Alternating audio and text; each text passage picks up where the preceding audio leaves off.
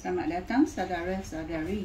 Kita sedang belajar mengenai akhlak Yudas mengenai wang.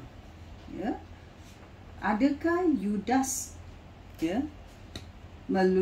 lulus dalam ujian itu? Ya. Satu, kita tahu Yudas adalah seorang pencuri. Ya. Macam mana kita tahu? Dalam Yohanes ayat 3 babak 13 ayat 29, ya,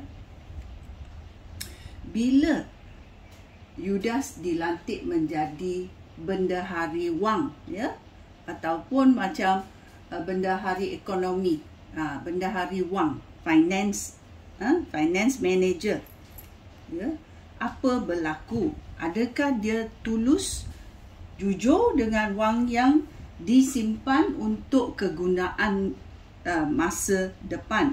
Ya, dalam ayat 29 babak 13 dalam Yohanes, kita membaca, kerana Yudas memegang beg wang mereka, beberapa orang pengikut menyangka Yesus menyuruh Yudas membeli bekalan yang diperlukan bagi perayaan itu ataupun memberi sedekah kepada orang miskin.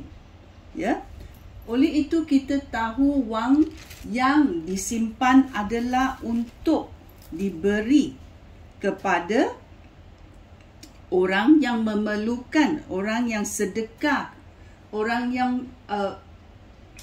yang miskin, ataupun untuk membeli makanan untuk Yesus dan pengikut-pengikutnya.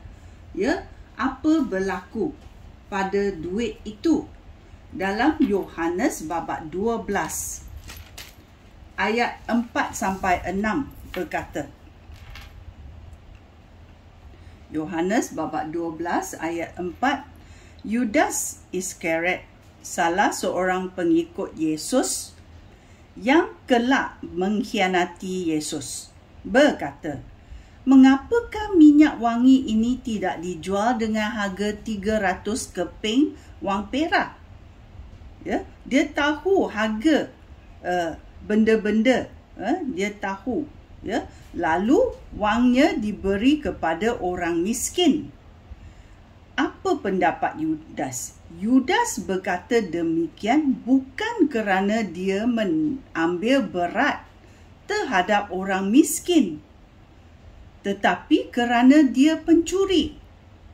Dia menyimpan beg wang bagi mereka dan dia biasa mengambil sedikit wang untuk keperluannya sendiri. Ya, oleh itu bila kita diberi satu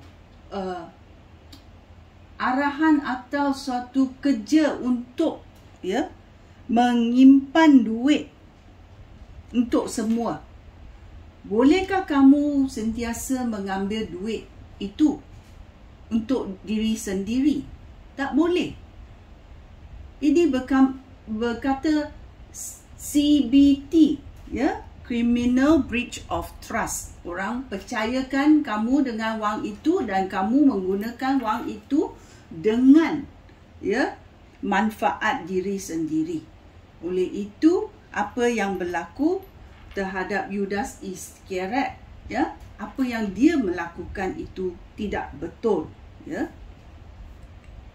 Dan kita selalu bertanya, mengapa Yesus tidak membuka rahsia Yudas,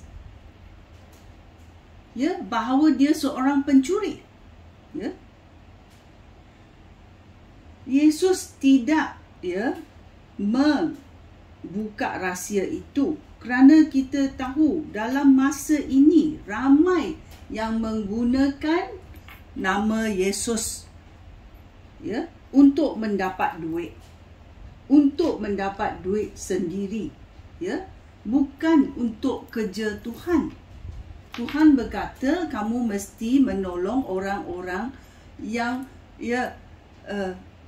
miskin, yang tidak ada suami, yang perempuan yang tidak ada suami, mereka yang sengsara, kamu tolonglah, tolong orang yatim piatu, ya. Tetapi mengapa pada masa sekarang ada orang menggunakan nama Tuhan untuk manfaat sendiri, ya. Oleh itu kita tahu